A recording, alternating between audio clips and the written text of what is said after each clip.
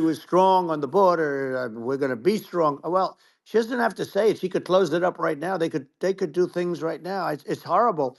Uh, no tax on tips, and all of a sudden she's making a speech and there will be no tax on tips. I said that months ago.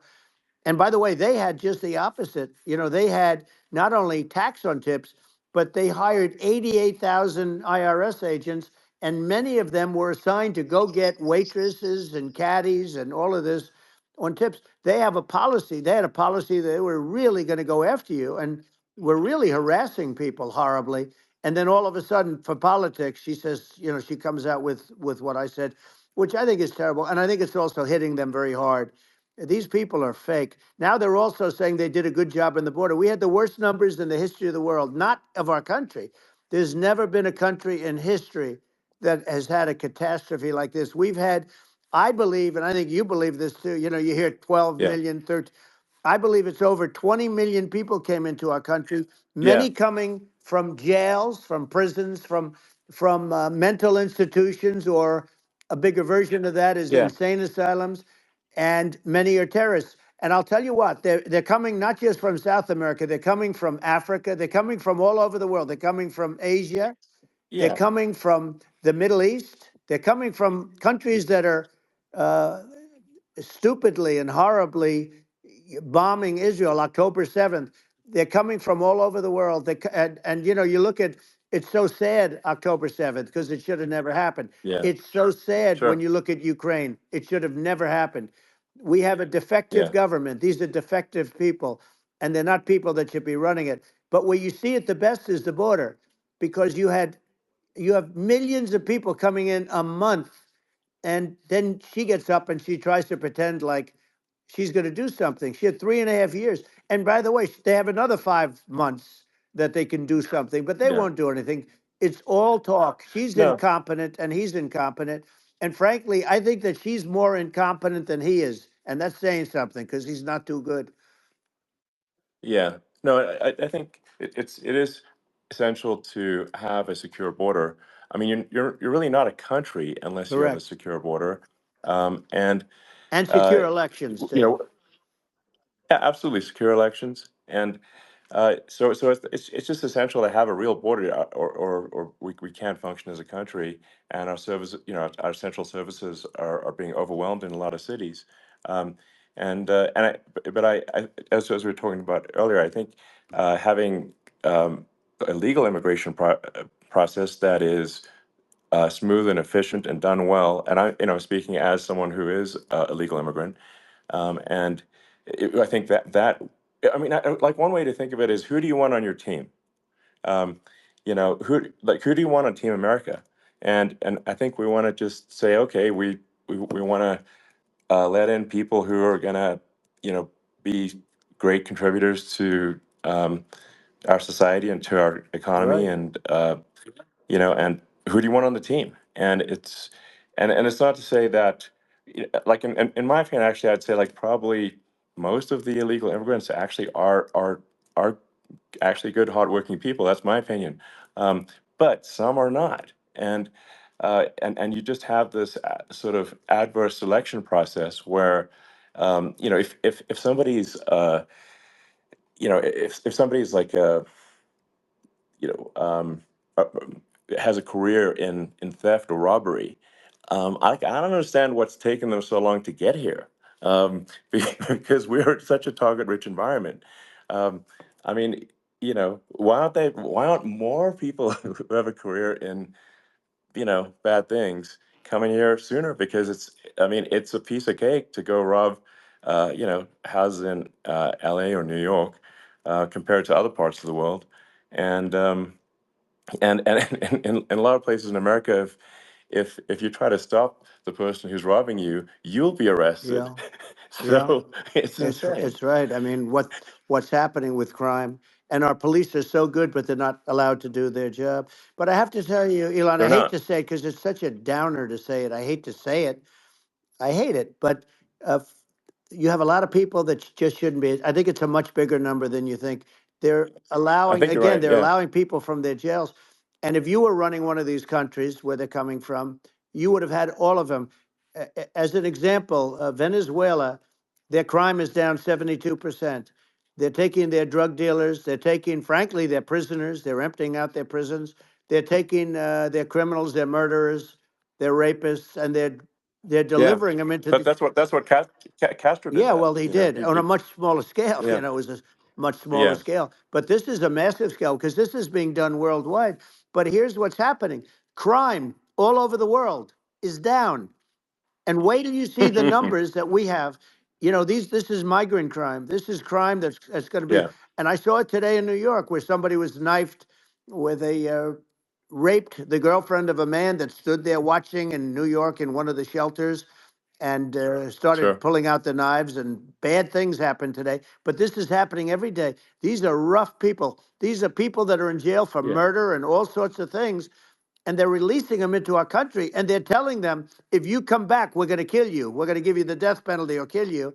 So they don't want to come back. But these are rough people. yeah, These are criminals that make our criminals look like nice people, and it's horrible what they're doing. And she's in charge of it because now she's trying to say she sure. had nothing to do with it, and she's such a liar because she was called the border czar the first day, and it was on the headlines of every newspaper. She's the border czar, and she never even went there. She went to one location which had nothing to do with where the problem is. She went in and out, I Right. guess, because she was getting a lot of pressure, Yeah, but yeah, had nothing to do where the problem yeah. is. But she was Well, the well, border czar, and the people yeah, yeah, can't allow them to get away with their disinformation campaign. Now she's trying to say that she wasn't. She wasn't really involved, and the whole thing is horrible. She was totally in charge. She could have shut the border down without him. He didn't know what he was doing anyway, so he wouldn't have even known yeah, what happened. You could shut the border down; he yeah. wouldn't even know the difference. But uh, the fact is that she was border czar. But if you don't have to call her Yes. that, the fact is you could just call her. She was in charge of the border, and the border was the worst Right. ever. It's simply not working. No, It's, it's I mean, horrible. whether it's whether it's a question of intention or competence, either way, we don't have a secure border, and we have people streaming over like it looks like a World War Z zombie apocalypse at times. And sometimes you got to sort of wonder, like, is it real or not? So because you see things, you're like, is it real? So I went to the border at Eagle Pass, and I saw for myself in Texas, and I was like, okay, it's real. I'm like seeing this in real time. I actually posted the video like just live. I just flew there one day and just to see, hey, is this made up or real? And I'm just seeing people stream across the border, and I have to say, at least the people that I saw did not look friendly. These So these are people people. can look at my video and say, hey, Yeah. does these people look friendly? I don't look super friendly. So These are people that um, Elon would not be the same man if he had to walk across the street and look these people in the eye. These are rough people. These are really rough people coming across. And I know rough people. And these are people that we don't want in our country. And the caravans are coming in and they're putting and who's doing this are the heads of the countries. And you would be doing yeah, it, and so would I. And everyone would say, oh, what a terrible thing to say. The fact is, it's brilliant for them because they're taking all of their bad people, really bad people. And I hate to say this, the reason the numbers are much bigger than you would think is they're also taking their non-productive people. Now, these aren't people that will kill you. We have enough of them, but these are people that are non-productive. They are just not productive. I mean, for whatever reason, they're not yeah, yeah, workers or they don't want to work or whatever. And these countries are getting rid of non-productive people in the caravans in many cases, and they're also getting rid of their murderers and their drug dealers and the people that are yeah, really brutal people. And they're coming into our country yeah, at levels that have never been seen before. And I saw an ad just before I got on the air. I'm walking over here, and I saw an ad by Kamala saying how she is going to provide border security. Where has she been for 3.5 years? For 3.5 years, yeah. No, no. we have 20 million people I poured think is in. It's a terrible Yeah, I thing. think this, frankly, I think this is a fundamental existential issue for the United States. And if we have another 4 more years of open borders, and it's going to be even worse with another 4 more years, it's going to be even worse than it's been for the past, 3.5 years. I'm not sure we've got a country You don't have left a country at that left. point. Elon, if they get in, you will have 50 to 60 million people from all over the world. not South America only. You know, we think of South America, we think of Honduras and El Salvador, Guatemala, and Mexico, you know, the four, but it's not that. It's everywhere. They're coming in from Yeah, everywhere. And I had to stay in yeah, I think Mexico. this is a super important Yeah. point. Like people, it's like basically when I went down there, I was like, well, where are people from? It's like almost no one was from Mexico. To be No, clear, Mexico it's less, it's just it's just less it's of just the the others. border. It's just the border with Mexico. But the people coming in, it's Earth, the rest of Earth, and America is only about 4 or 5% of the population of Earth. It would only take a few percent of the rest of Earth to overwhelm everything in the We're U.S. already So overwhelmed, Elon. We're overwhelmed. You had to see the news tonight about New York. New York, and I love that place, and what they're doing to it is horrible, what they're doing to it. And all the courts do is they yeah, try and focus on Trump. Okay, then let's focus on Trump, who did nothing wrong. I complain about a rigged election. Elon, what's happened is unbelievable. You have from Africa, from the Congo, they're coming from the Congo, and 22 people came in from the Congo recently, and they're murderers, and they dropped them. They drop them. They take them out of jails, which is very expensive, you know, to maintain the jails. Although they don't do too much maintaining, I can tell you.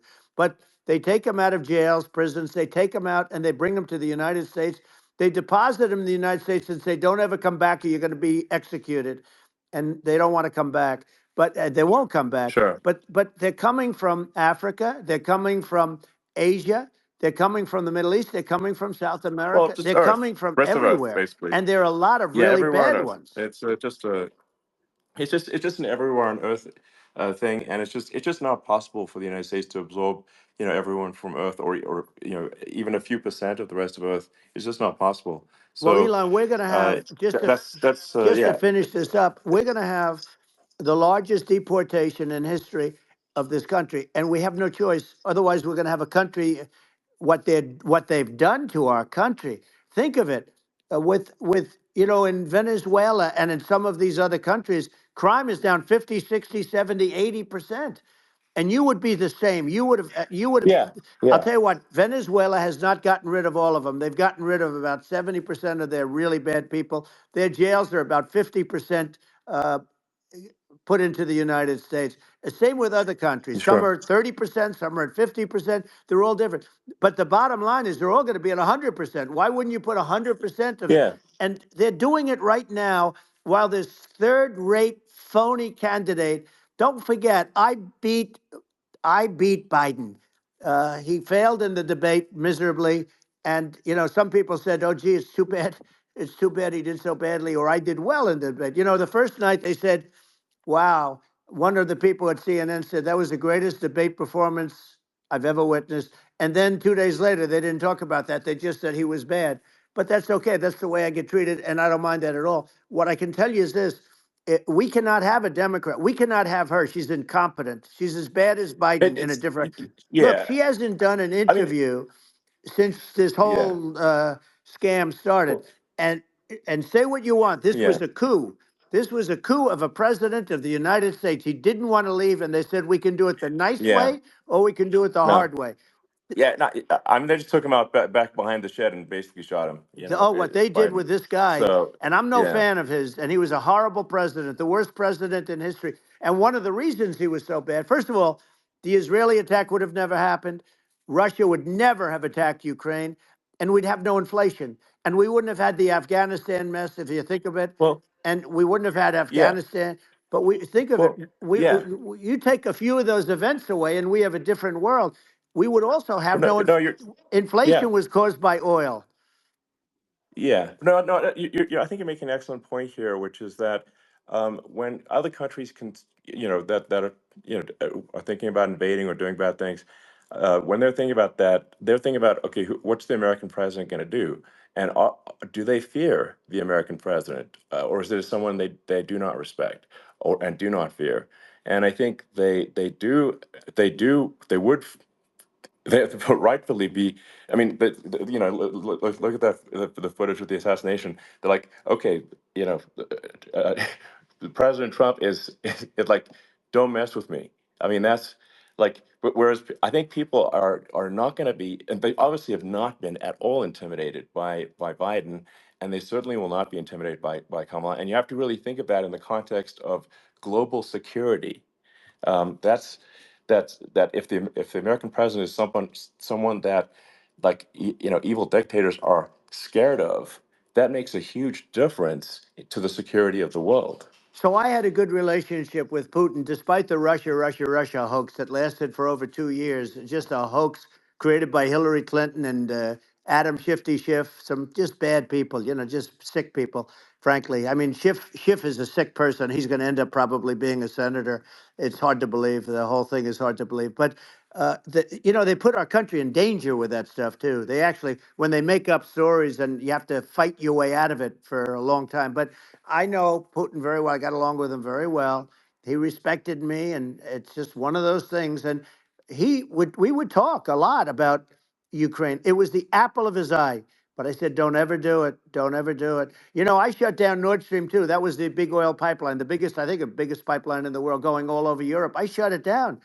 Biden came, and then they say, Yeah, I loved Russia. I was a friend of Putin, and I loved Russia. No, he actually said to me one time, he said, if you're my friend, I'd hate to see you as an enemy. I shut down his pipeline, the biggest pipeline. They were looking at that to yeah, fund, and this pathetic president gets in there, and the first thing he did, one of the early things he did, is he shut down Keystone XL pipeline, which is our pipeline that would have employed 48,000 people, pipeline workers, shuts it down. That was, a massive job that Obama refused to allow. yeah, I allowed it in my first week because it was jobs and it moved oil. And by the way, in a much more environmentally friendly way. It's underground. It's not a truck that catches on fire or a train that catches on fire.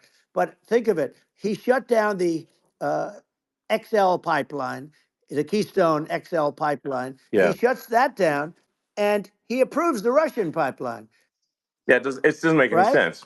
It's inconsistent. Certainly but I mean, I think it's just worth emphasizing, to listeners, that the immense importance of whether the United States president is intimidating or not intimidating, and how much that matters to global security, because there's some real tough characters out there, and if they don't think the American president is tough, they will do what they want to I do, know every one of and them. it puts the whole Yeah. world in danger. Elon, I know every one It's of a them, big and I know deal. them well. I know Yeah, Putin. I know President Xi. I know Kim Jong Un of North Korea. I know every one of them. And let me tell you, people will say, "Oh, this is terrible." He said, "I'm not saying anything good or bad. They're at the top of their game. They're tough. They're smart. They're vicious, and they're going to protect their country. Whether they love their country, they probably do. It's just a different form of love, but they're going to protect their country. But these are yeah, tough people at the top of their game. And when they see a Kamala or when they see Biden, Sleepy Joe, they can't even yeah, believe it. They can't believe this happened. All the stuff that you're seeing now, all the horror that you look at Israel, they're all waiting for an attack from Iran. Iran would not be attacking, believe me. When I was there, and I say it with respect because I think we would have been good with Iran. I don't want to do anything bad to Iran, but they knew not to mess around. Iran was broke because I told China, if you buy from Iran oil, it's all about the oil. That's where the money is. But if you buy oil from Iran, you're not going to do any business with the United States. And I meant it. And they said, we'll yeah, pass. yeah. They didn't buy oil. Other countries, likewise. Sure. You want to buy, you're not doing business with the United States. And they were at a point where they had no money for Hamas. They had no money for Hezbollah. They had no money for any of these instruments of terror. And it was amazing. In fact, there were articles when I was leaving, which is hard to believe, actually, especially when you look at what's happened to our country. Our country is so bad right now. It's such a different place. We were respected. Think of it. 4 years ago, we were so respected to a point where when I said don't buy oil, they didn't buy oil, but they had no Yeah, money, yeah, and Israel would have never been attacked. Zero chance. And again, I said to Vladimir Putin, I said, don't do it. You can't do it, Vladimir. You do it, it's going to be a bad day. You cannot do it. And I told him things that what I do, and he said, no way. And I said, way. And it's the last time we ever had the conversation. he would never have done. I got along well with him. I hope to get along well with him again. You know, getting along well with them is a good thing, not a bad thing. I got along well with Kim Yeah. Jong Un when I met with President Obama just before entering. You know, it's a sort of a ritual. And I sat down with him and we talked. It was supposed to be for a very short period of time. It turned out to be a long period of time. I said, "What's the biggest problem?" He said, "North Korea." I had that problem worked out very quickly. It was nasty at the beginning with Rocket Man and all the different things, Yeah. but all of a sudden I Those got a some those call. those some Oh, those were some epic tweets, by the way. yeah, they Those were were no, like they were epic. absolutely. Everything he said that he has a I- red button on his desk. I said, I have a red button on my desk too, but my red button is much bigger, and my red button works. And then I called him Little yeah. Rocket Man of Little Rocket Man. Anyway, here's the bottom line. All of a sudden I got a call from him and they said they want to meet. They want to meet me. And we met, Yeah. as you remember, we met in Singapore. We met also in Vietnam. And I got along with them great. We were Yeah. in no danger. But Yeah. President Obama, It's President because Obama thought they we were going to respond. end up in a Yeah. war, a nuclear war with him. And let me tell you, he's Yeah. got a So lot of true. nuclear Yeah, stuff too. He's exactly. got plenty of nuclear. It's He can do plenty of it's damage. it's So, yes. I mean, it's because I mean, people like Kim Jong Un. They respond to yeah. strength, not weakness. Well, And he and he and I got it. if you He and I project had a good strength, they relationship. you're good. Remember, I Yeah. remember I met him and we walked onto his land. Nobody ever walked onto his land before.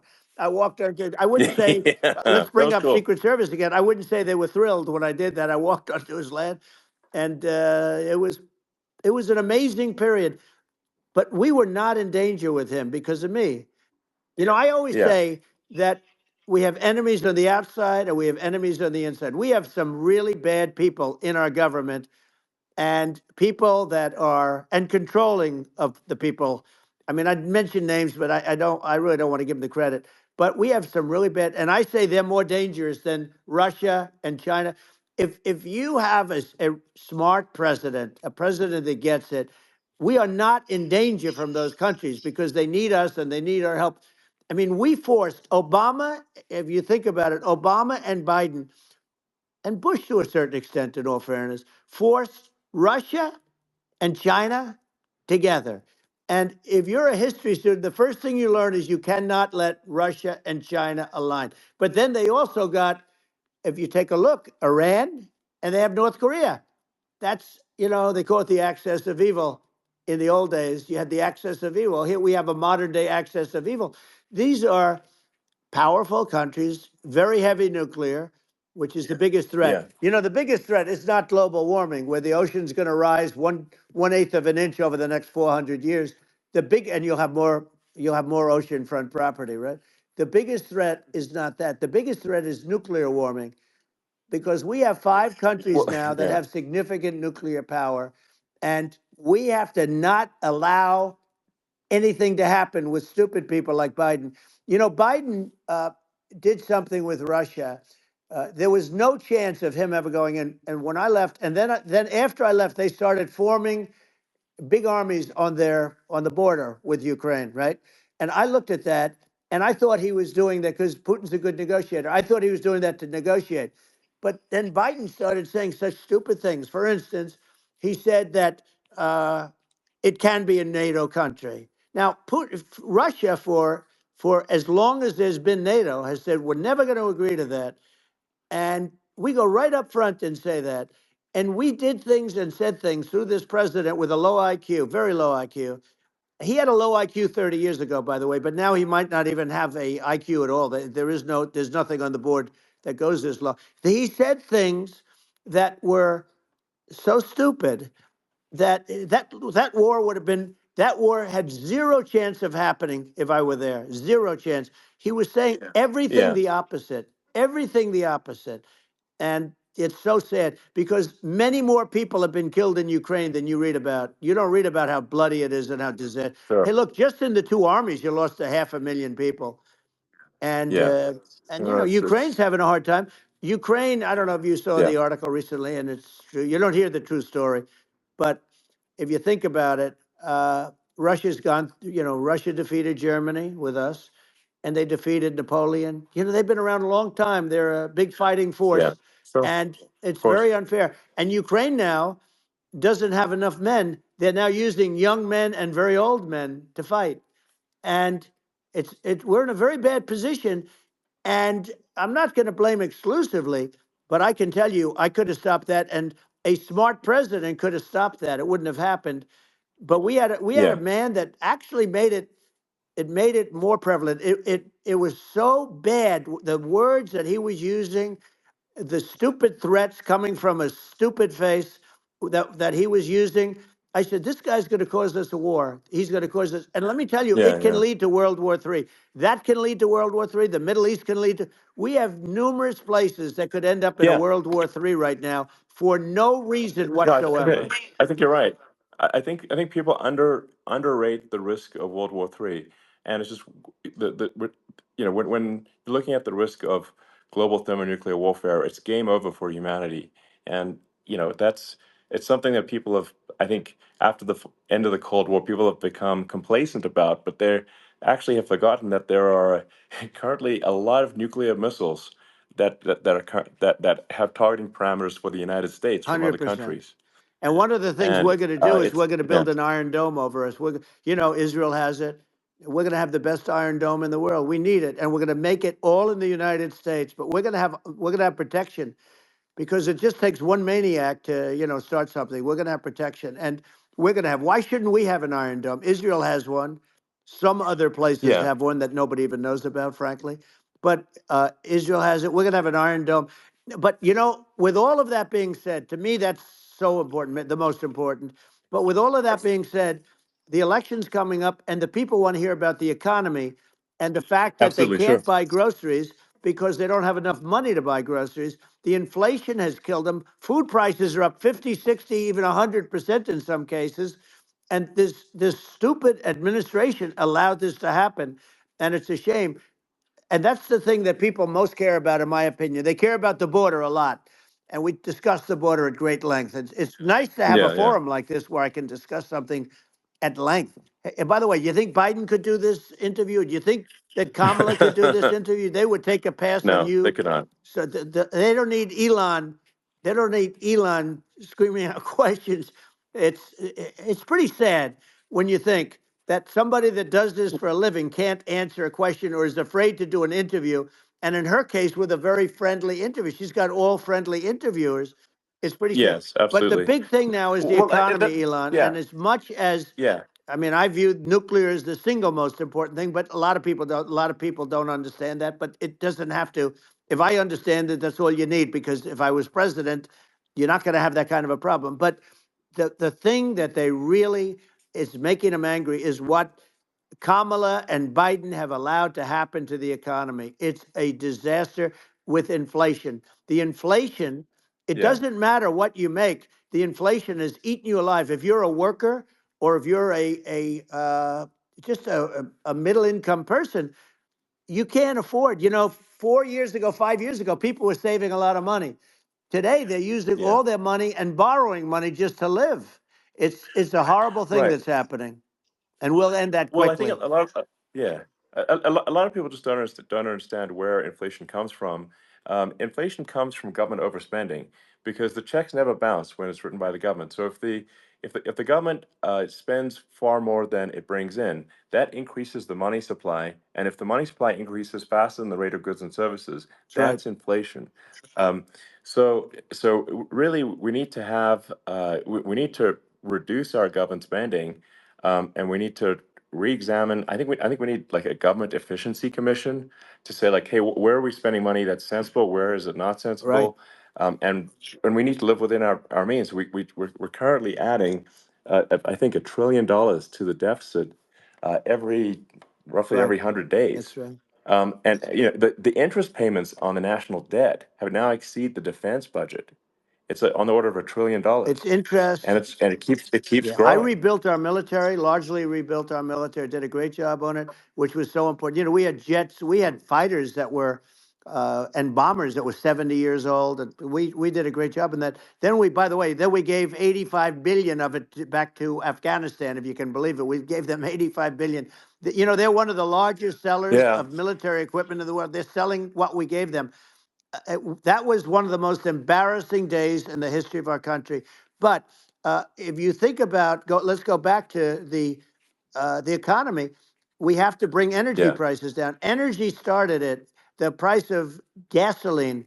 Now your cars don't require too much gasoline, so you have a good, and you do make a great product. I have to say, I have to be honest with you. Thank That you. doesn't mean everybody should have an electric car, but these are minor details. But your product is incredible. But the Thank you. gasoline, Elon, is the cost of energy. Not only gasoline, it's the cost of heating your house and cooling your house.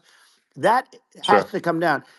It's gone up 100%, 150, and 200%, and that has to come down. When that comes down, and we're going to Yeah. drill, baby, drill. They stopped drilling, and then they went back to drilling because they went back to the Trump policy. But if they won the day after they get into office, this country will go out of business because they're going to go to an energy policy that's not sustainable. Wind and different things. You're not going to have anything. Yeah. And I know you're a big fan of the AI, and I have to say Yeah. that AI, and this is shocking to me, but AI requires twice the energy that the country already produces for everything. So you're going to have to build. We're going to have to build a lot of energy if our country will be competitive with China, because that's our primary competitor for this on the AI. You're going Sure. to need a lot of Well, I mean, electricity. You're going to need tremendous yeah. electricity, like almost double what we produce now for the whole country, if you can believe it. Sure. Well, just going, back to this, like this basic thing, which that people try to make it sound complicated, but it's not. But inflation is caused by government Right. overspending. Would you agree that we need to take a look at government Yes. spending and have perhaps a government efficiency commission that just tries to make the spending sensible and so the country lives within its means, just like a The person does. waste is incredible, and nobody It negotiates is. prices. You used to have a lot of people making jets, and you end up with two companies, and they'll probably try and merge at some point. I mean, I went through it like Air Force, just a thing like Air Force One. One of the first documents they asked me to sign, a general walks in, sir, would you please sign this document? And what is it? Air Force One. That's with Boeing, which is basically two planes, two 747s, and the price was Yeah. $5.7 billion for two planes. Now they're Wow. highly sophisticated. That's They're insane. even nicer than your plane, okay? But much more sophisticated. They're very. I won't say what's on it, but they got a lot of stuff on it. Anyway, but it's Sure. 5.7. I That's a crazy It's a number. crazy number, but I said I'm not going to pay 5.7. I'm not going to do it. I said, who made the deal? Obama and his people. I said, well, then I know the deal's no good. I'm not going to do it. And over a course of about 4 weeks, by my saying I'm not going to do it, I got the price reduced by $1.6 billion for the exact same plane, other than we had a nicer paint job, if you want to know the truth. But for the exact same plane, I saved one, and I said to Boeing, man, you guys must make a lot of money if you can reduce the price by that. But now what I do hear is that they're going back to the Biden administration and wanting big cost overruns, because they see these dopey suckers in there, and they'll end up getting some of the money back. But I shaved it by $1.6 billion for the exact same plane, and you can now take that and multiply that out times thousands of other Exactly. items, and Multiply it by yeah, a the zillion, numbers are and yeah, yeah. astronomical. I agree with you. Well, I mean, if so, I think it would be great to just have a government efficiency commission that takes a look at these things and just ensures that the taxpayer money, the taxpayers' hard-earned money, is spent in a good way. I'd be happy to help out on such a commission I'd if love if it. it were formed. Well, you're the greatest cutter. I mean, I look at what you do. You walk in and you just say, "You want to quit?" They go on Yeah. strike. I won't mention the name of the company, but they go on strike, and you say, "That's okay. You're all gone. You're all gone." So every one of you is gone, and you are the greatest. You would be very good. Oh, you would love it. But if you look at Argentina. Well, I'd be happy to Yeah, by help the way, out. congratulations. I Yeah. just looked at the number of people that are listening to you and I chat. We'll call it a chat. But Yeah. congratulations. This is very good. I mean, it's great. And you're an interesting character. The new head of a place called Argentina, and he's a big, Malay's he's awesome. great. And Yeah. he's a big MAGA fan, that he ran on MAGA. And he took it to an extreme too. He ran on MAGA, and I hear he's doing really a terrific job. It's called Make Argentina Great Again. It worked out perfectly. He came in, he bought a lot of hats, he brought over, but he's doing a big job. He really cut. And I'm hearing Yeah. they're starting to do pretty well. Inflation's getting down. They had like Yes, exactly. 2,000%. They had inflation like not normal inflation. They had the real deal. But we're going to Yeah. have that pretty soon. We have, I think we Yeah. have the worst inflation we've had in 100 years. They say it's 48 years. I don't believe it. I think we have the worst. They Yeah. don't include a lot of the items that should be included. You know. Yeah. Well, it's just from government overspending and not spending taxpayer money Yeah, effectively, and having just like so many departments you can't even name them all, and what Millet is doing is he's cutting government spending. He's simplifying things. He's having putting in regulations that make sense, and I and we're Argentina overnight is experiencing a giant improvement that's in right. prosperity. But it's also a lesson for the United States, which is that um, Argentina used to be one of the most prosperous countries in the world. Um, Right. in the like in the 30s, 40s, and because of bad government policy, it ruined the country. And if you take Venezuela, for example, Venezuela should be incredibly prosperous. They have phenomenal reserves of everything, oil, everything, and it should be prosperous. But if the government's wrong, it impoverishes the people. And so I think we should not be complacent in the United States in thinking that and taking our prosperity for granted, because if with bad government policy, we can run the country into the ground, and that's just something people should bear in mind. Don't take prosperity for granted. Well, think of education. So we're ranked at the bottom of every list of the top 40. We're ranked number 40, number 38. Uh, Norway, Switzerland, Sweden, different countries are ranked good. Actually, China's pretty close to the top. They're a top 6 or 7, but we're ranked at the bottom, almost at the bottom, 38, 39, 40. In other words, horrible. And yet we spend more per pupil than any other country in the world. So we spend more. And what I'm going to do, one of the first acts, and this is where I need an Elon Musk, I need somebody that has a lot of strength and courage and smarts. I want to close up Department of Education, move education back to the states, Yeah, where states like Iowa, where states like Idaho, not every state will do great because states that basically aren't doing good now. You look at Gavin Newsom, the governor of California. He he's terrible. He does a terrible job. So he's not going to do great with education. But of the yeah, 50, I would bet that 35 would do great, and 15 of yeah, them, or 20 of them will be as good as Norway. Norway is considered great. Uh, you can name them. I mean, they're so good. Some of yeah. these countries are so good. But if you go into some of these really well-run states, we have states that don't know what debt is.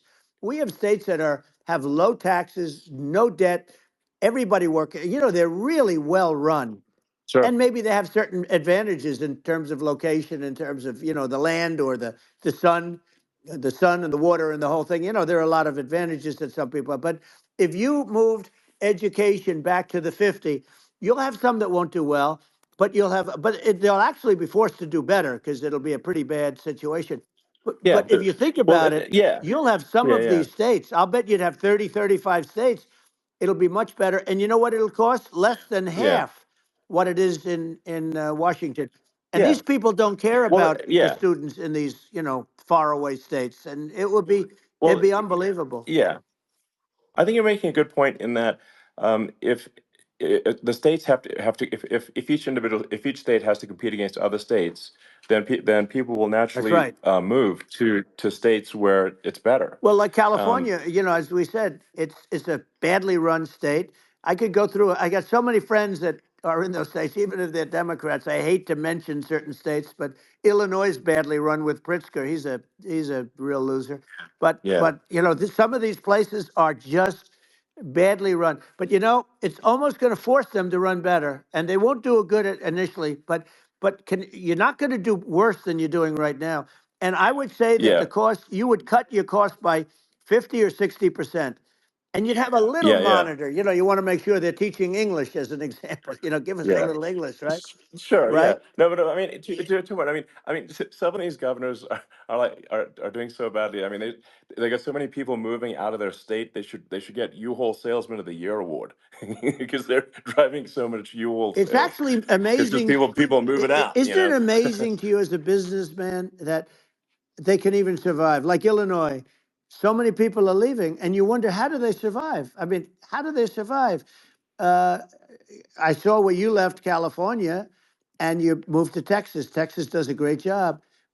But, I Yeah, mean, I just wonder, how do these states survive when big businesses, a big oil company just left California, as you know, and they moved to Texas. How do these big states survive when they lose so many businesses and their taxes are already really high? The taxes are among the highest yeah. taxes. You almost wonder, how do they continue on? And in many cases, the governors don't do a good job in their crime-ridden places. You wonder, how do they continue to just go on? It's Well, not a good I think there's. situation. I think the only thing that's going to force some of these states to change is if they risk bankruptcy and they're not getting bailed out by the federal Right, government. right. Well, you're That's gonna that's you're the gonna only thing have that's going to that. get them to change. You remember the Yeah, area in California where they had that, where I guess somebody had sticky fingers and they stole a lot of money, and they went into a form of chapter, and it was very yeah, nasty for yeah. a period of time. But now it's probably the most popular place in all of California. So at some point, something like that may have to happen. But the problem is, you can't penalize people that loan money to the state when you have incompetent people like a Pritzker. Look, the family didn't want him in the family business, and then he ends up being governor of Illinois. So what is he going to be? Is he going to be a great governor? And you have people. I could name every one of them. I got to know every one of Yep. these, and some are very good, and some are just horrible. Well, I think the larger point here, too, as you're saying, like a lot of people are concerned about the economy, a lot of people are concerned about inflation, and inflation is effectively a tax on people that save money, Yeah, and for people that are working day to day, it's just a form of taxation. And if we can solve the government spending problem, we'll solve the inflation problem, which means people will have a better standard of living, and yeah. that's a really big Well, the deal. people that got hurt Um, worst are the people that did it the way they were taught to do it all through, their younger life and their young life and their whole life. The people that saved money and then they got no interest on their money and inflation destroyed them. And frankly, they were almost better off if they didn't do anything like that. I mean, those people have been absolutely decimated, and we're going to bring those people back and help those people. We've got to get the prices down. When I look at bacon costing 4 or 5 times more than it did a few years ago, sure. when you look at some of the food products in grocery stores, people go, they can't believe it. They used to be able to buy a whole cart, and today, a lot of people just don't have the money. They go in and they can't buy anything. They look at Yeah, it's sticker I shock. think They it. call it Yeah, sticker shock, right?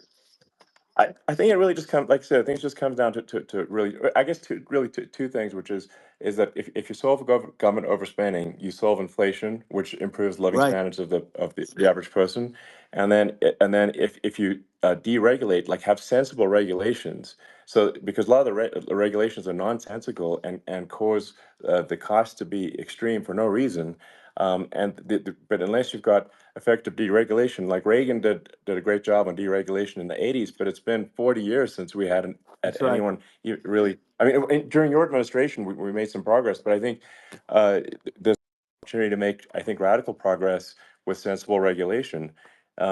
Yeah. And Well, if it was Elon, we those two things, yeah, those are the big yeah, deals. we set a record. We did more deregulation and more restrictions on all of the different businesses than any other president. Remember, I had the rule for everyone we put in, you have to get rid of 10 or 12. And we did Yeah, radical cuts on all of that, and a lot of that's being put back by this administration. And we did radical cuts on things that weren't necessary. But we were all set. We had the best economy ever, maybe in the world. And then what happened is COVID came in, and we had to focus on that, and nobody knew what it was. And I always say I got good marks on economy, good marks on military. We knocked out ISIS. We did so many different things. We rebuilt. But, I never got the credit that we really deserved on what we did with COVID. We never got the credit, but we were. If had that not happened, a gift from China, from Wuhan, came in from Wuhan, the Wuhan labs, and I always said it, and it turned out to be right. But Yeah. had that not happened, we were set to start reducing debt. We were going to reduce taxes further. I gave the largest tax cuts, and we were going to reduce taxes still further for middle income people, not only businesses. But we did it for Sure. businesses because they're the ones that. That's why we had the great job numbers. But we were set to really start reducing debt, and we're sitting on the biggest pile of liquid gold anywhere in the world, bigger than Saudi Arabia, bigger than Russia.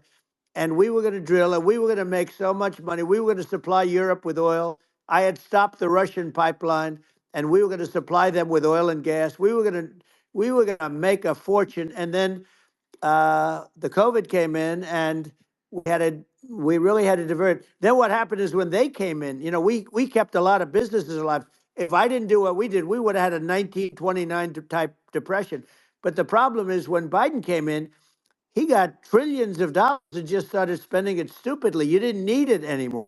We got over that bad period where everybody was dying and feeling, it was just not a good period. Interestingly, during his administration, many more people died during his administration of COVID than during my administration, and we really got the brunt of it. But people don't realize more people died during his administration than ours. But it diverted us from doing what I wanted to do. But we had the greatest for almost 3 years. We had the Yeah. great, and you know that probably better than anybody. So many of your friends said to me, the best years we've ever had in business were during the Trump years, and also said that African American, Hispanic American were so incredible. They were having the best Asian American women, men, young people without a diploma, young people that graduated from the best colleges, from MIT, from the Wharton School, from all of the great colleges, Harvard. They were doing better, and people without a diploma were doing better, and everybody was happy. And then COVID came, and Sure. we had the problem is they spent trillions and trillions of dollars. They wasted. They shouldn't have taken any money, and we wouldn't be having inflation right now, which is killing our country. Yeah. Yeah. Yeah, and absolutely. And I mean, I should probably say something about like maybe my views on climate change Yeah, and oil and gas, because I think I'm probably different from what most people would assume, because my views are actually pretty, I think, moderate in this regard, which is that I don't think we should vilify the oil and gas industry and the people that have worked very hard in those industries to provide the necessary energy to support the economy. And if we were to stop using oil and gas right now, we would all be starving and the economy would collapse. So I don't think it's right to sort of vilify the oil and gas industry. And I, the world has a certain demand for oil and gas, and it's probably better if the United States provides that than some other sure. countries. And it would help with prosperity in the U.S. And at the same time, obviously, my view is like we do over time want to move to a sustainable energy economy, because eventually you do run out of. I mean, you run out of oil and gas. It's not there for. It's not infinite. Um, and there is some risk. I think the risk is not as high as a lot of people say it is with respect to global warming. But I think if you just keep increasing the parts per million in the atmosphere long enough, eventually it actually simply gets uncomfortable to breathe. People don't realize this. If you go past 1,000 parts per million of CO2, you start getting headaches and nausea. And so we're now in the sort of 400 range. We're adding, I think, about roughly 2 parts per million per year. So I mean, it still gives us. So what it means is like we still have quite a bit of time, but so there's not like we don't need to rush, and we don't need to like stop farmers from farming, or you know uh, prevent people from having steaks or Right, basic stuff like right. that. Like you can leave the farmers alone, I agree. in How my opinion. crazy is that where I mean, you have farmers that are not allowed to farm anymore and have to get rid of their cattle, and the whole world is yeah, a that's little silly. crazy. But it's largely taken its lead from us. I do say though, I've heard in terms of the fossil fuel, because even to create your electric car and create the electricity needed for the electric car.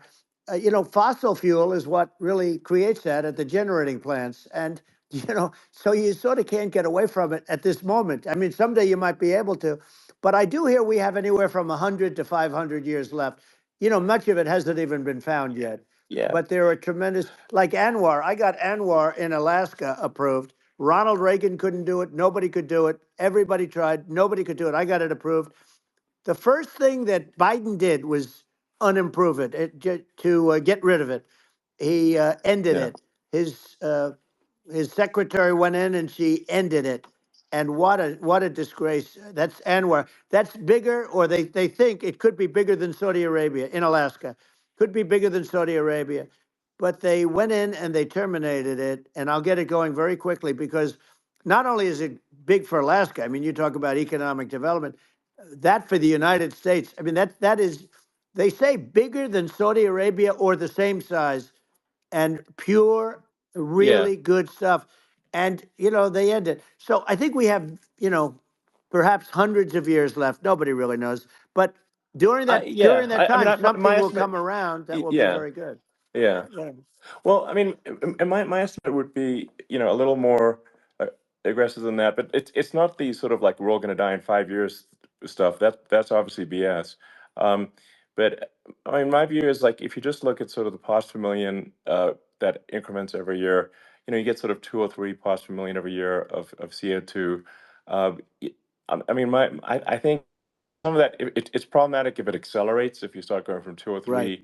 to say 5, and then there may be some situations where you get just a step change increase in the CO2, Hmm. um, and I think we don't want to get too close to 1,000 ppm because like that's actually makes it uncomfortable to breathe. Like just existing in 1,000 ppm CO2 is uncomfortable. That's like that's considered like an industrial hazard. Right. Just so it's that's actually you start getting headaches and stuff. So it's even without global warming, it's not comfortable to live in. So you don't want to get too close to that.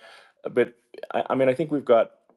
I think we want to just move over and like, and if I don't know, 50 to 100 years from now, yeah, we're I don't know, mostly sustainable. I think that'll probably be okay. Um, so it's not like the house is on fire immediately, but I think it is something we need to move towards. And on on balance, it's probably better to move there faster than slower. But like I said, without vilifying the oil and gas industry, and without causing hardship in the short term. I think this can be done without people can still have a stake and they can still drive gasoline Sure. cars and it's okay. It's like it's not. I don't think we should vilify people for it, but I think we should just generally lean in the direction of sustainability. And I actually think solar is going to be a majority of Earth's energy generation in the future, and it's certainly trending that way. Hmm. And so you get the solar power, combine that with batteries, so because obviously the sun doesn't shine at night, and then you use that to charge the electric cars, and you have a long-term sustainable solution. And that's what Tesla's trying to move things towards, and I think we've made a lot of progress in that regard. But when you look at our cars, we don't believe that environmentalism, that caring about the environment should mean that you have to suffer. So we make sure that our cars are beautiful, that they drive well, that they're fast, they're sexy. I mean, they're cool. In fact, literally, I mean, the sexy joke, Model S, Model 3, Model X, and Y spells out sexy. It's probably the most expensive joke out there. Um, but I don't know, I like cheesy humor, so um and but I'm a big fan of like let's have an inspiring future, and Yeah. let's work towards a better future, and we can do so without demonizing Right. people. I'm okay. You know It's very interesting. You use the word global warming, and today they use the word climate change because you have some places that go up, and so they were getting themselves in a little trouble with the word global warming because not every place is warming. Some places are going the opposite direction. But I'm sort of waiting for you to come up with solar panels on the roofs of your cars and on the trunks of the cars, and it just seems like something that at some point you will come up with. I'm sure you'll be the first, but it would seem that a solar panel on the roofs, on flat surfaces, on certain surfaces might be good, Yeah, at least in certain areas of the country where you have the world sure. where you have the sun. But I would think, and I have no idea because that's not my world, but I would think that this would be something that would be interesting. But the one thing that I don't understand is that people talk about global warming or they talk about climate change, but they never talk about nuclear warming. And to me, Sure. that's an immediate problem because you have, as I said, 5 countries where you have major nuclear, and probably some others are getting there, and that's very dangerous. That's where you need a strong American president because you don't want to have this proliferation. But you have 5 countries and getting more. China is much less than us right now, but they're going to catch us sooner than people think. They're way lower. Russia and us are number one, and I mean, we're sort of tied. And China is far behind, but they're developing at a level that you're not surprised to hear very fast. They'll end up catching up, maybe even Yeah, surpassing. But to me, the biggest yeah, problem is not climate change. It's not, and everything's a problem, but it's degrees. To me, the big problem is the nuclear power. The power of nuclear is so great. And when I talk yeah, yeah. about Nuclear power is underrated. It's I'll awesome. prevent World War Yeah. III, Oh, I will. But the okay. truth is that you have to, because this is no longer army tanks going back and forth and shooting at each other. This is Yeah. a level of destruction and power that nobody's ever seen before. Yeah, and actually, there's the bad side of nuclear, which is a nuclear war, very bad side. But there's also, I think, nuclear electricity generation is Absolutely, you're underrated, right. and it's actually, people have this fear of nuclear electricity generation, but it's actually one of the safest forms of electricity generation. It's just a huge misunderstanding. Um, and if you look at the injuries and deaths, caused by, say, I mean, I'm not going to try to pick on coal mining, but just any kind of mining Right. operation, and there's a certain number of injuries and deaths per year, and you compare that to nuclear. Nuclear is actually way better. So it's underrated as an electricity source, and I think it's something that's worth reconsidering. But there's so much regulation that people can't get it done. So that Maybe they'll have sort to of change the have it, name. The name is just—it's a rough name. There are some areas yeah, it's a rough like when name. you see what happened in, Good bad right. branding. The We'll have to branding's rough. rebrand it. We'll have to give it a good name. We'll name it after you or something. You know, No, no, no, it has a, hey, it has a branding problem. When you see what happened it does have a branding problem. when you see what happened in Japan, where they say you won't be able to go on the land for about 3,000 years. Did you ever see that? And in Russia, where they had the problem, where there's a lot of bad things happened, and they have a problem. And they say that in 2,000 years, people will start to occupy the land again. You realize it's pretty bad, No, but that's not true. you're Well, no, right no, about it. It's amazing. it's actually not that bad. So like after Fukushima happened in Japan, like people were asking me in California, are we worried about like a nuclear cloud coming from Japan? I'm like, no, that's crazy. It's actually it's not even dangerous in Fukushima. I actually flew there and ate locally grown vegetables on TV to prove it. Um, and and I donated a solar water treatment, yeah, a solar powered system for a water treatment plant, and Yeah, but you haven't because the been danger feeling is so just well lately, and I'm worried about no, it. but I mean, I'm it's just only kidding. it's I'm only fine, kidding. it's like Hiroshima and Nagasaki were bombed, but now they're like full cities again. So Right. it's Well, that's clearly great. not That's great. something that That's um, great. so it's not as scary as people think, basically. But Yeah. um, let's see. I mean, are there some other topics we should touch on? Oh, like lawfare. I think Well, we need to be eh, concerned about. what they've done to Um, this country. obviously, Yeah. yeah. Well, we just won the big I mean, case in Florida.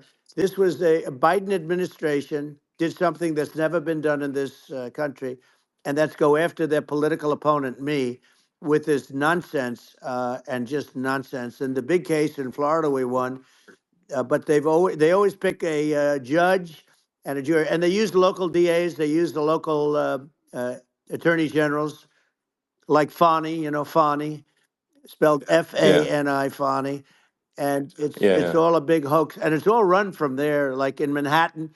The one of the top people from the Justice Department went in, ran Manhattan, ran the state. The Letitia James deal was run by a person from the Department of Justice, Biden. They've never done this before, Sure. and they set up a very bad precedent. It's called lawfare, warfare. Yeah. It's a terrible thing, and never happened in our country. It does happen in banana republics and third world countries, but it's never Yeah. happened. And the incredible thing is it actually drove my numbers up because people see, fortunately I have a platform like you, or in all fairness, like a conversation like this, where I can talk about it and people understand. I mean, you fight for election integrity and you end up getting indicted because you're fighting for election integrity.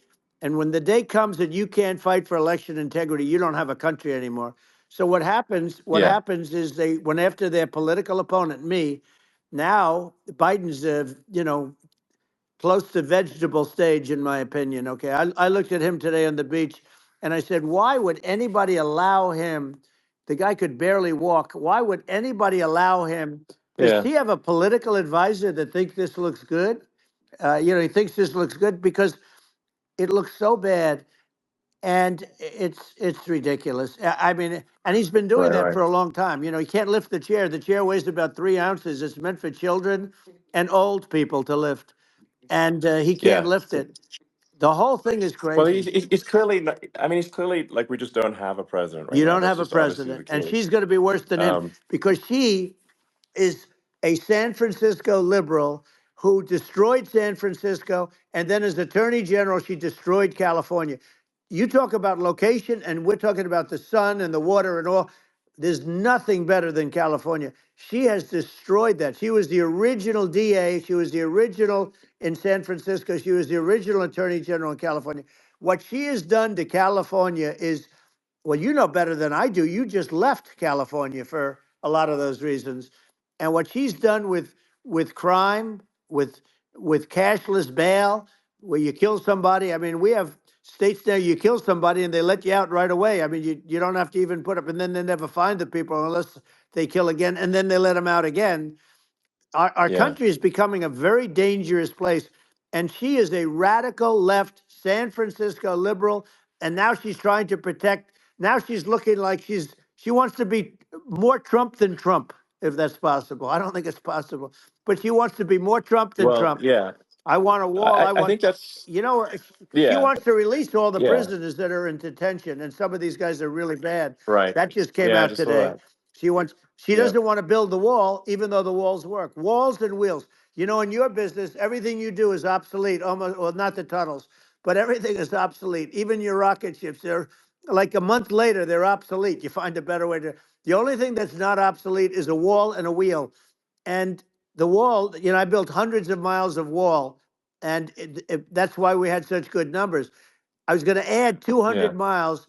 We bought it. We could have flipped it up in 3 weeks, and they sold it for 5 cents on the dollar. That meant, I said, wow, that means that they actually do want to have open borders. She wants to have open borders, and now she's going like she's tough on the border. It's such a lie. Yeah. This is simply not true. Yeah, This is simply not no, and true. everybody Yeah. knows it's Simply not not true. true. It's a disgrace that she can Yeah. say it. No, I mean, obviously, what's happening sort of overnight is they're rewriting history and making Kamala sound like a moderate when in fact she is far left, like far far Worse left. than Bernie Um, Sanders. She is considered more yeah, liberal by far than Bernie Sanders. She's a radical left lunatic. And if she's going to be our president, very quickly, you're not going to have a country anymore. And she'll go back to all of yeah, the things that she believes in. She believes in defunding the police. She believes in no fracking, zero. You don't. Now all of a yeah, sudden she's yeah, saying, no, I will. I really want to see fracking. If they got in, the day she got in, she'll end fracking. And by the way, if people didn't think that, the lunatics that really believe in that, they won't vote for her. Like like the yeah, Palestinians and Israel. She is so anti-Israel, and she's bad for both. Biden actually did something that was impossible. Both sides hate him. Both sides. That was a hard yeah. thing to do. Unification. Yeah, no, no. I mean, Netanyahu came to give a talk to a joint Senate and House sitting, and I was there, and Kamala stood him up. What does that say? I think Um, it's highly that's disrespectful. And I say, if you're a Jewish person or if you believe in Israel, if you're a person that, is a very pro-Israel, if you vote for her, it's worse than Biden. And Biden was bad. But if you vote for her, you ought to have your head examined. And you see tonight, I mean, as we're doing this, I'm seeing reports coming that they expect an attack tonight or tomorrow from hundreds and maybe thousands of rockets. Their Iron Dome, as they call it, as we all call it, but their shield that they build, that can be swamped. We'll use the term that's yeah, appropriate, swamped. But they yeah. swamp it by shooting enough missiles. You know this better than anybody. By shooting enough missiles, So, they can't defend themselves. They just obliterate the whole yeah, place. And that's what some people think they're looking to do. And we have no leadership. There's no respect for the United States of America with these people. And I'm telling you, yeah, she'll be worse than him because she's a believer yeah. No, in I being think you're right. radical left, and he wasn't.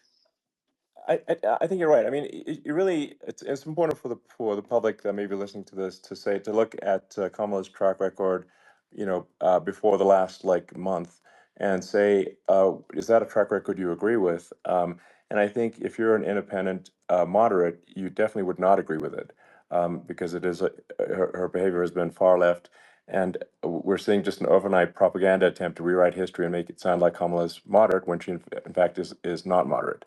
Well, Um, her so I think running that, mate approved, signed into legislation, tampons in boys' bathrooms. Okay, now yeah, that's yeah, all I that's have to weird. hear.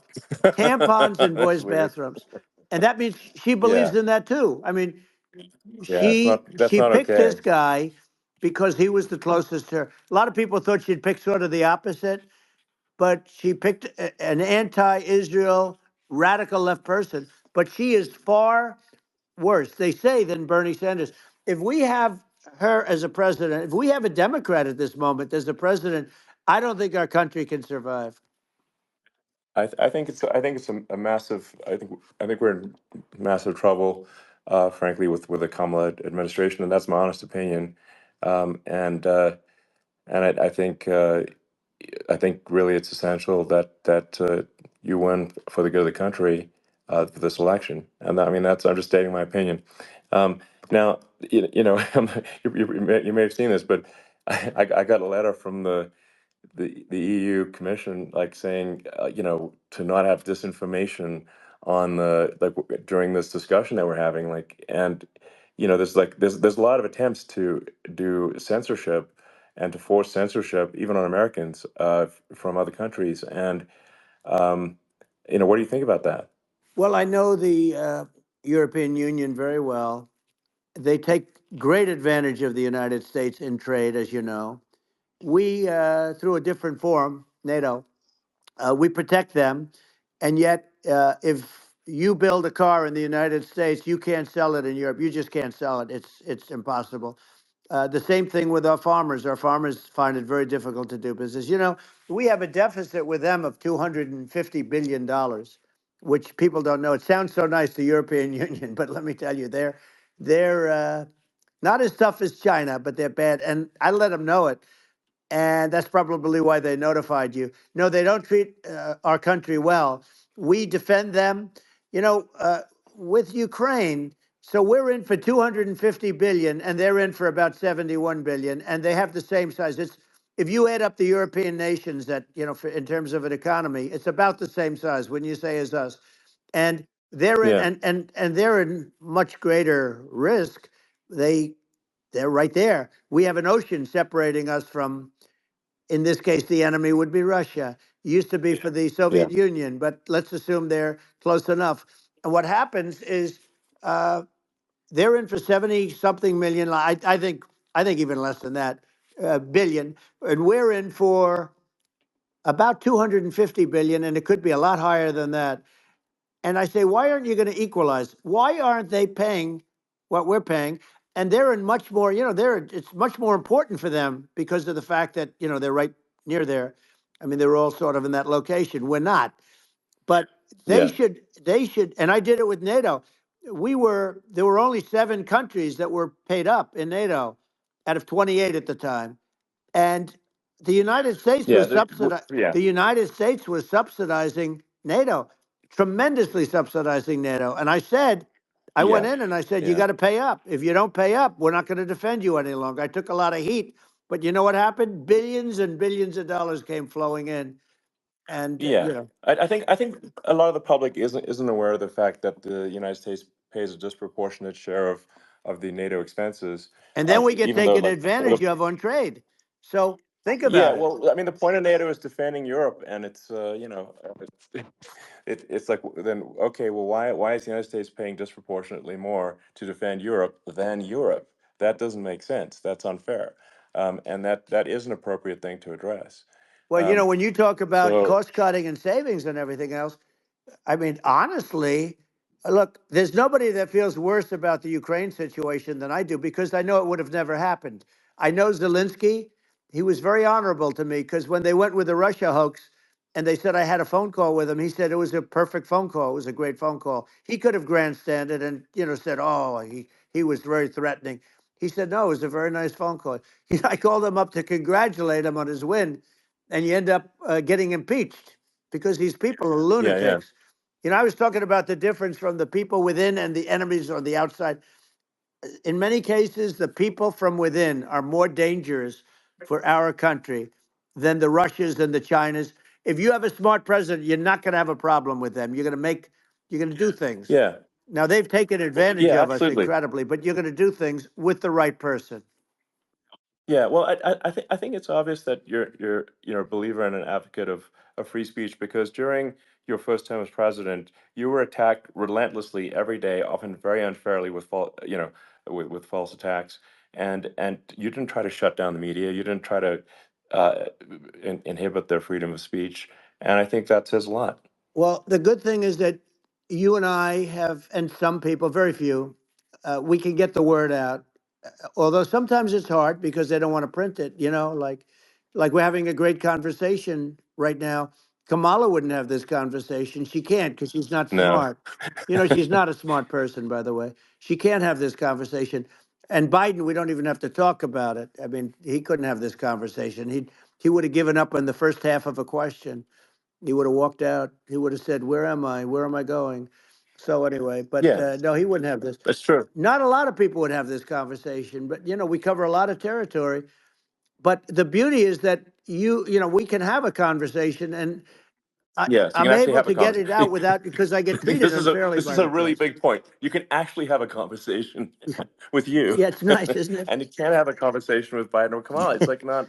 It's not possible. That's true. Um, It's so this is like talking to an NPC. no. So it's just Well, impossible. but think of it. We need a man or person who's unbelievably sharp in order to stop all the nuclear danger and all the dangers that I'm talking about.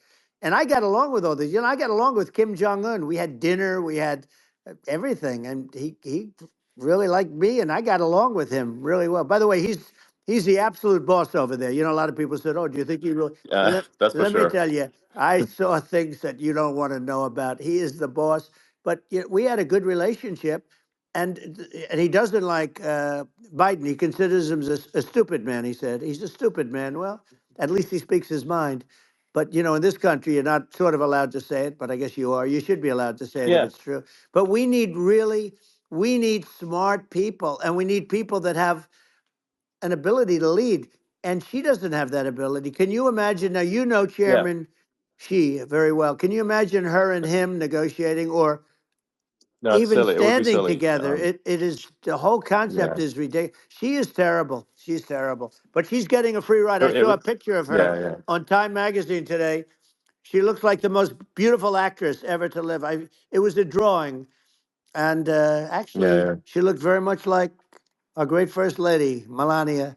She looked, she looked, didn't look, Yeah. she didn't look like Camilla. That's right. But of course, she's a beautiful woman, so we'll leave it at that, right?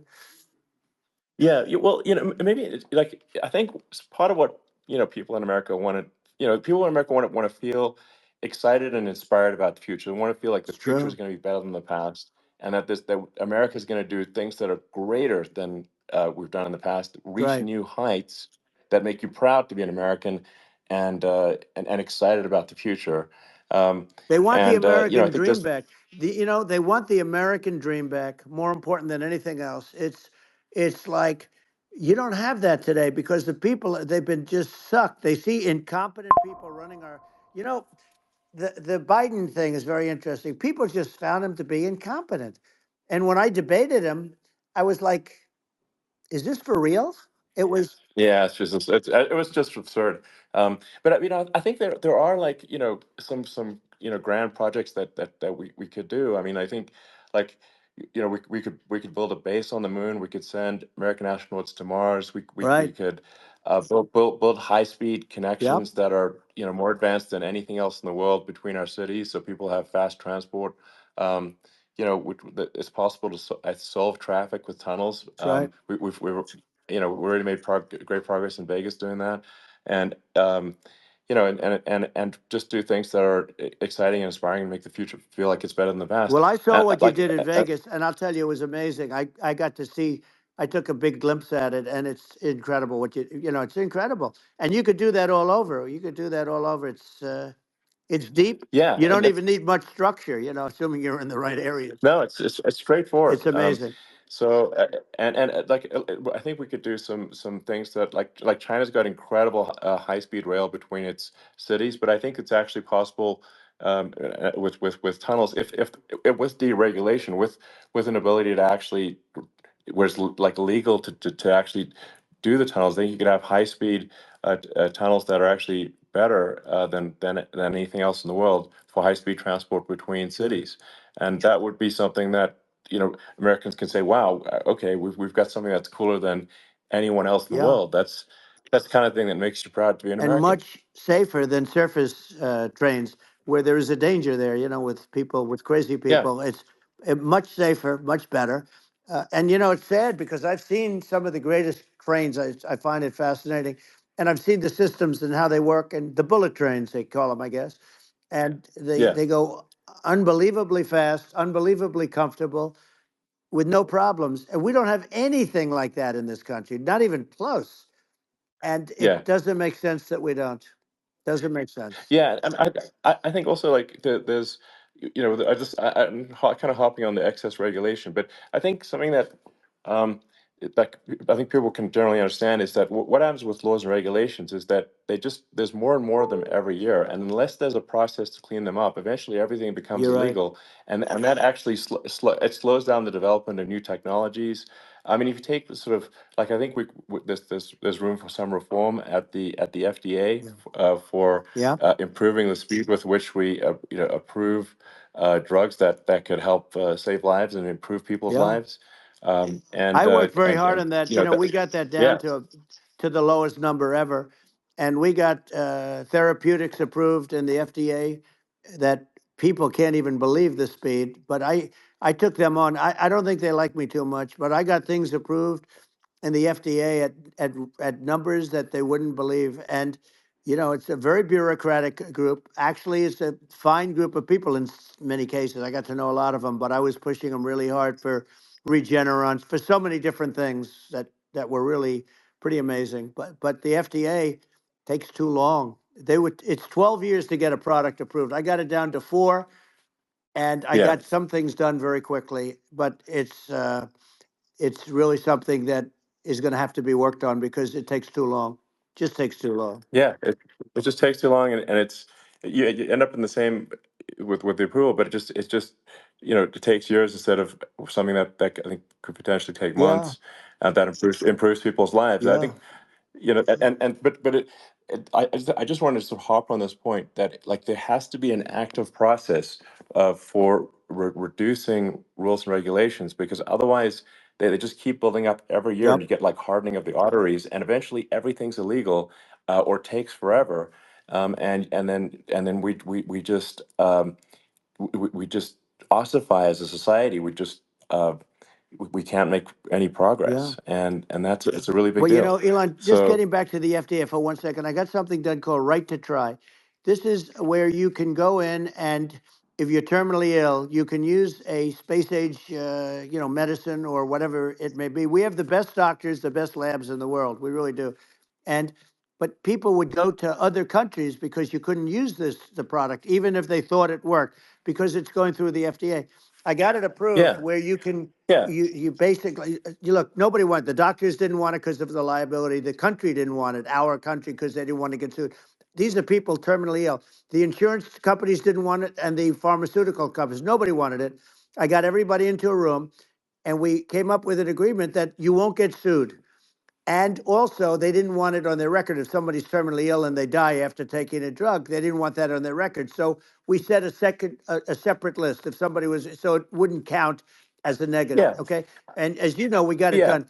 We have saved right to try. They've been trying to get this done for 58 yeah. years. And it sounds simple, but it wasn't, because of, I mean, the insurance companies, nobody wanted it, but we got it done. Sure. Somebody signs, you sign a document that you're not going to sue the insurance companies, the country, you're not going to sue anybody. And we got it done. And we're saving tens of thousands of lives. Right to try. Hopefully you never need it. But if you Yeah. do, you don't have to travel to Asia. People, Right. if they had money, they go to Yeah. Asia, they go Sure. to Europe. If they don't have money, they go home and die. That's what happened. They'd go home and Yeah. die. Well, I mean, and actually, to give Europe some props here, it's like if a drug is approved in Europe, which has a crazy amount of regulations, it should obviously be approved in the U.S. Yeah. I mean, they got more regulations than we do. So why would a drug be approved in Europe and not in the U.S.? That's crazy. Well, we did it. We did Um, something that really, they've been trying to do it for 50 years, and they just couldn't get it done. And I got it done, and it's really something. But you're right. Some people go to Europe because a drug isn't approved here, but it's approved in Europe, and it's a drug that, generally speaking, would yeah, work. It's pretty crazy. You're absolutely. right. And I think so long as people are properly informed of the pros and cons and like these are the risks, these are this is the risk, and like you make your own decision. Yeah. That makes sense. Well, I think just, So in sort of closing up, and by the way, I'm looking at the numbers. You get a lot of people listening. I hope you don't get yeah. nervous, because you got a lot of people listening to you right now, like 60 million or something. What is that number? It's crazy. It's amazing how you can see that right away. How many? What is the number? Wow. What is it? Well, Wow. I think in Wow, terms of that's a people that's a that big that's bigger than you said. You said 25, and you're much more than double that number, 25 million. I think you're going to be 60 or 70. And I guess over a period of time, hey, I congratulate you. Do I get paid for this or not? well, I think actually in terms of the number of people that will hear this conversation over the next few days to Right. weeks, it's going to be hundreds of That's what they millions. say. Yeah, that's good. Well, look, it's an Yeah. honor. Yeah, I just asked this, are you better off now, or were you better off when I was president? Nobody's better off now. People, we put out polls on that, and nobody's better off now. Inflation has killed it. And they also feel very unsafe. You look at what's going on with a lot of different things. You look at the riots we had at the Yeah. colleges over, I mean, it's ridiculous, but Right. all of the riots, they just feel unsafe. And now they really feel unsafe because you have a new form of crime. It's called migrant crime. I call it Biden Well, migrant yeah. crime. Maybe I'll call it Well, Kamala migrant crime. But I mean, with all these things, I always try to get to the ground truth by just asking people. And my mom lives in New York, and I was like, Mom, do have any of your friends, been attacked or assaulted? And she said, yeah, three of her friends in three it's separate crazy. incidents were assaulted just in recent months, just walking around the streets of New York. And I said, well, what happened to the people that assaulted them? Oh, nothing. They got away. Like, and they just They know that always get away. nothing's going. And they don't even they don't even bother reporting it because there's not. They know that there's not. They're not going to. People are not going to get prosecuted. They just let violent criminals out in New York The only one with that gets zero bail. prosecuted is Donald Trump. They don't get, they prosecute Trump. Yeah, I mean it's just obviously messed up Oh, it's if terrible. violent criminals are being getting off scot Yep. free, and meanwhile New York spending massive resources prosecuting you, and it's like what's this and I think the sort of sensible public looks at this and says, "What the heck's going on here? This is obviously abuse of the legal system." Um, the legal system is supposed to be protecting the That's right. public from violent criminals, and it should be obviously allowing the public to make their own decision about who should be president, as opposed to some legal case. Once they start this precedent, because this can go on with the next one, I mean, this is a very bad precedent what they're doing in terms of, going after their political opponent. And that's all it is. It's going after their political opponent. Yeah, And then you get a judge who's, a strong Democrat. And I'm being nice when I say that, in many cases, crooked as hell. But you get a judge and you go into an area where a Republican gets 3 or 4% of the vote, and you'll have a jury pool yeah, with people that hate Republicans or hate. It could sure, also be the other way though, of course, because it could start the other way in areas where they hate exactly. Democrats, and you get into a Yep, Pandora's box. It's a very dangerous thing for this country, and a very dangerous thing even for the state. New York City is yep, losing. New York absolutely. City and state lose a lot of business over what they did to me, because these people say we don't want that to happen to us. That's no justice system. You have an unfair system of Yes. justice, and it's costing New York State a tremendous amount of money. People are leaving and companies are leaving, and they won't come back. So, all of that stuff is important. But the economy now is the big thing, and we can turn that economy up so fast, and people are going to be back again. We're going to get rid of Yeah, I think there's inflation. I think there's a lot of Right. opportunity. Absolutely. Absolutely. So And I just I want to think I I want to think congratulate you. You've done an amazing job. You have definitely got a fertile mind. We can talk. You and I can talk about rockets and, it's kind of you to say thank well, you. tunnels. We can talk about tunnels and rockets and electric cars. So many things. And now you're into the AI, and that's going to be another beauty, I'll say. So Yeah. it's an amazing thing you've done, Elon. It's an amazing thing, and I Well, congratulate you. I mean, thank you. And well, I mean, I just say here, here's to an exciting, inspiring future that people can look forward to and be optimistic and excited about what happens next. And that's the kind of future that I think you will bring as president, and that's why I endorse you. Well, I appreciate that. That endorsement meant a lot to me. Not all endorsements mean that much, to be honest. Your endorsement meant a lot. And, we have a phrase, make America great again. It's pretty simple, but it really says that we want to make America great again. And we can do it. We can do it now. But if we were going to suffer another 4 years like we've suffered for the last 4 years, I'm not sure the country can ever come back. That's how bad it is. It's so bad. We have to do a lot I of think that's a things. very real Yeah, risk. it's a big That's a risk. very real risk. Yeah. And it's, I'd just like to note to people listening, like I've not been very political before, and if you look at my record, I've actually been. I'm not like some they try to paint me as like a far right guy, which is absurd because I'm like making electric vehicles and solar and batteries, helping with the environment, and and I actually I supported Obama. I stood in line for 6 hours to shake Obama's hand when he was running for president, and so it's not like I'm like some sort of dyed in the wool long term Republican. I call myself, uh, historically a moderate Democrat, and but now I feel like we're really at a critical juncture for the country, and uh, I think a lot of people thought the Biden administration would be a moderate administration, but it's not, and obviously we're just going to see an even further left uh, administration with Kamala. That's my honest opinion.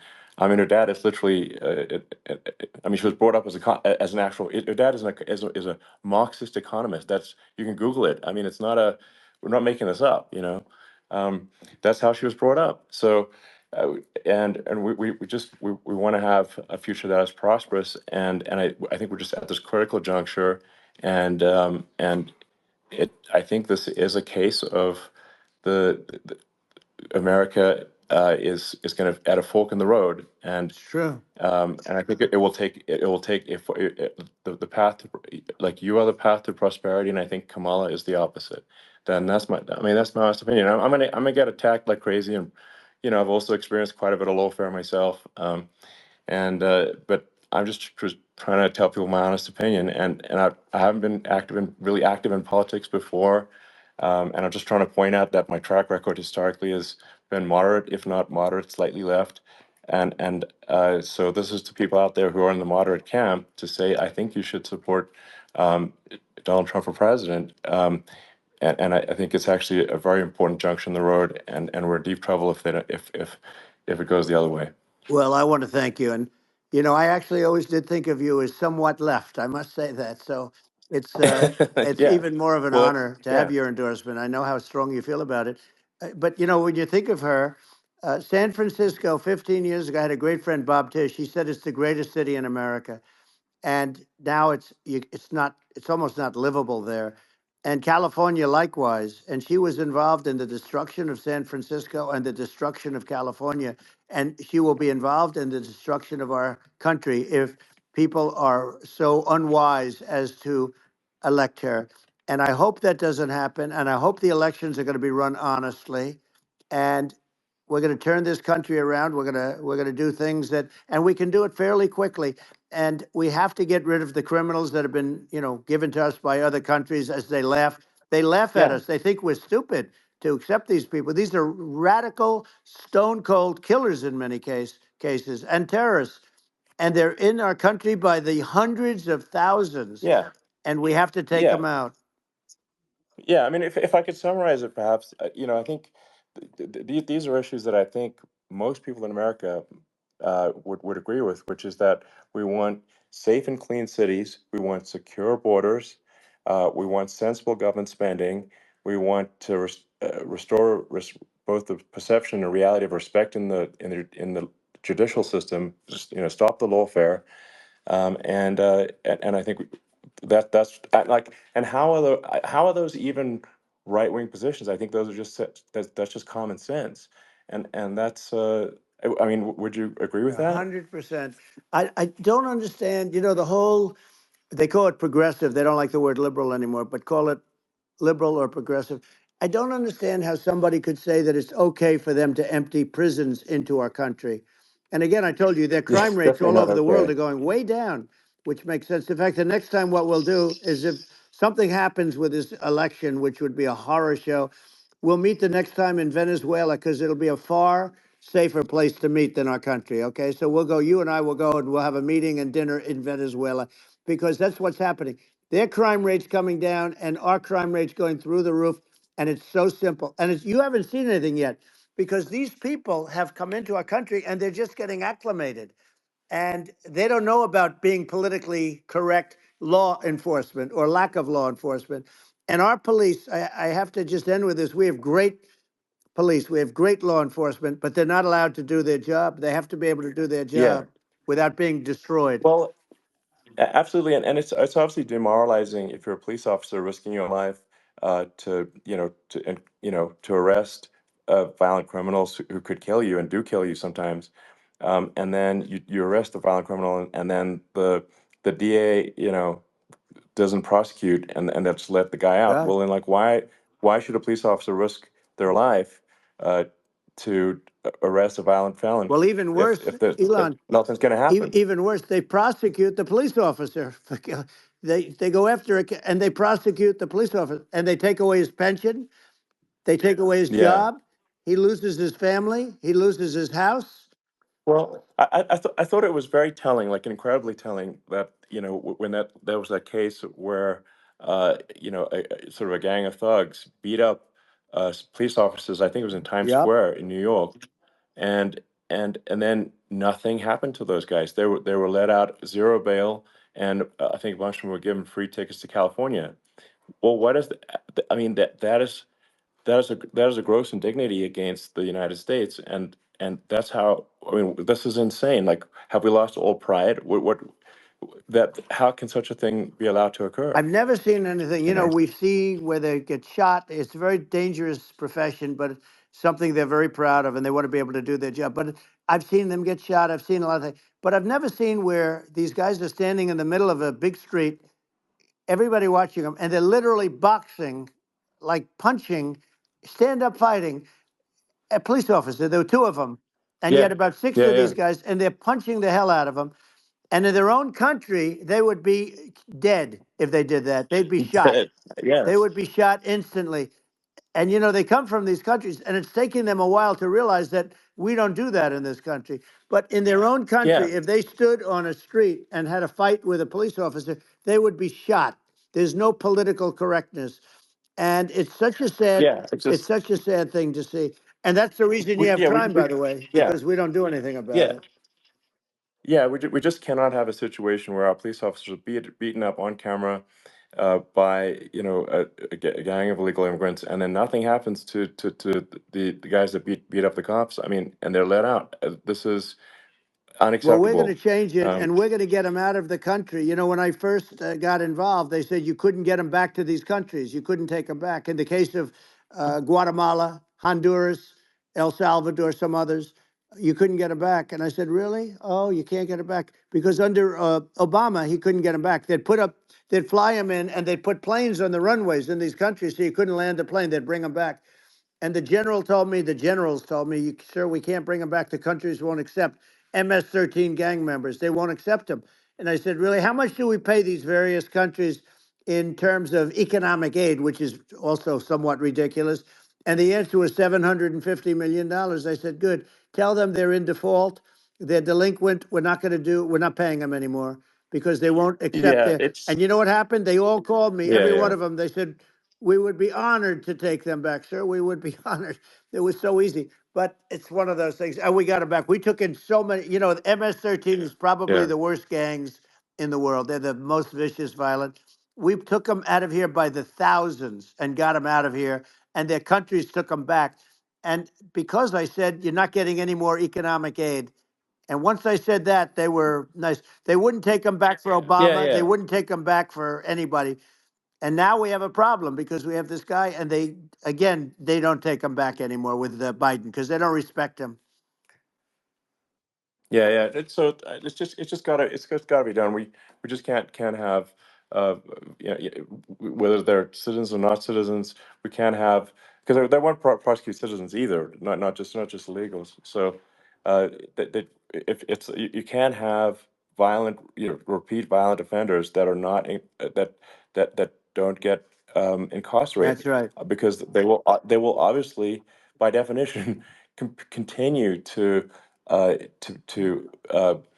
hurt people. And I think where part of this comes from is that there's and I do sort of consider myself liberal in some ways. I mean, it's just that you want to have empathy for Right. people. Obviously, you want to have empathy for people. I totally agree with that. You want to have empathy, but you also have to have empathy for the victims of the criminals. And if you just have empathy for the criminals, it's actually shallow empathy. It's not real. You're not thinking. You have one layer deep empathy. You got to say like, what if you don't incarcerate this person? Who are they going to uh, hurt? Who are they might kill someone. They might rape someone. If you don't incarcerate them, you have to have empathy for the victims. And there's a lack of empathy for the victims of the criminals, and too much empathy for the criminals. It doesn't make sense. That's why you want to have deep empathy for society as a whole, not shallow empathy for That's right. criminals. And we have to give our police officers the dignity and the respect that they deserve. And we have to let them do their job.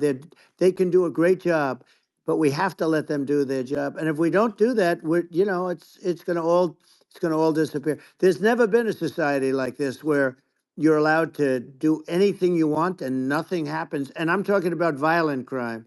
And it's going to get more violent because these are really, really violent people, and we're going to get them out of our country, and we're going to get them back to where, because they were sent here by the presidents and by the various people that run those countries, and I know every one of those guys, and they're smart people, and they're streetwise people, and they really think that the USA is stupid. They think we're run by stupid people, and they happen to be right. But when I was there, we had no problem. We got them out. We took out thousands of MS-13 gang members. We brought them back. And now, again, it's the same old story. We don't do it. And they actually gave them a big increase in aid. They raised it up to billions of dollars, and they get nothing for it. So it's. I hope everybody's going to vote for Trump, and we're going to get this country straight. And Yeah. I didn't need this. I, I'm I like you. I didn't need this. I had a very nice yeah. life. I didn't need to go Yeah, through yeah. court systems and go through all the other stuff and run at the Sure. same time. I have to run. I have to go through fake trials with, in some cases, corrupt judges, totally corrupt judges. I didn't need it. I had a nice life. I have great locations. I have beautiful oceans that I have places. This was, but I felt it was important. And if I had to do it over again, you probably think I'm crazy for doing it, actually. But if I had to do it over again, I would have done it over again, because this is so much more important than me or my life. We're going to save this country. This country is going down.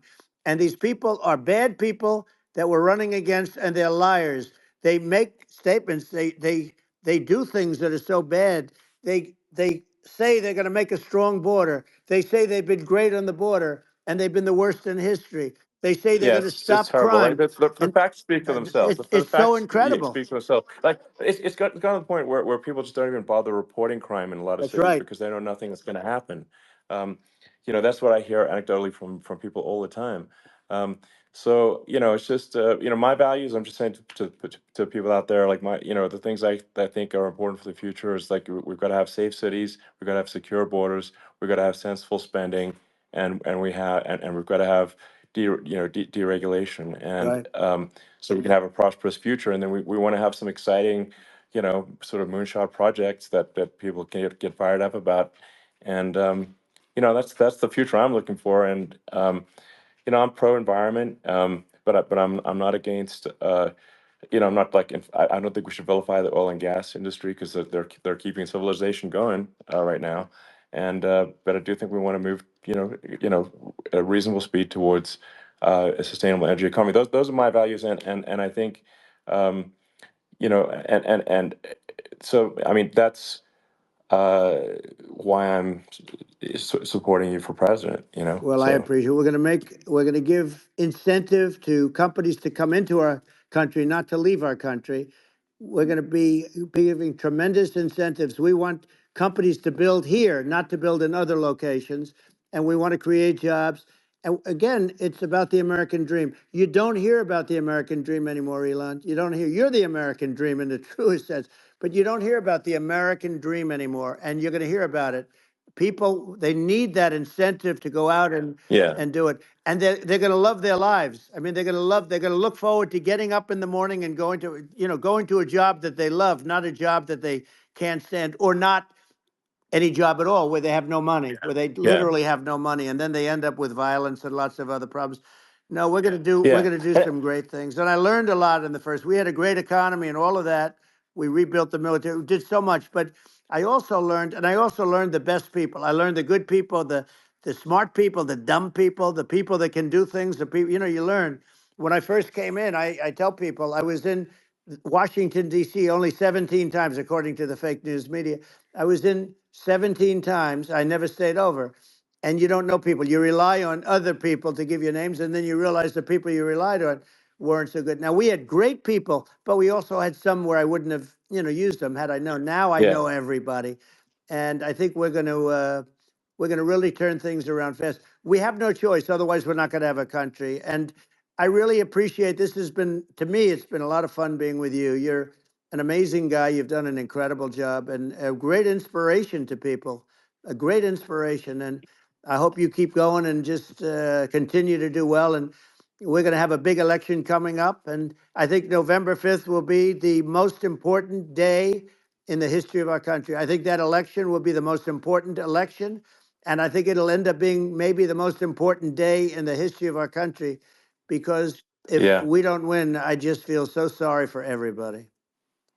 No, I think we're at a fork in the road of destiny of civilization, and I think we need to take the right path, and I think you're the right path. So I think Well, that's what it comes down to. thank you very much, Elon. It's a great honor, and we'll do it again sometime. And it's been really fun, and I hope you got a lot of viewers. I hear you got a lot, but I hope you Sure. got Yeah. I know you got a lot of them.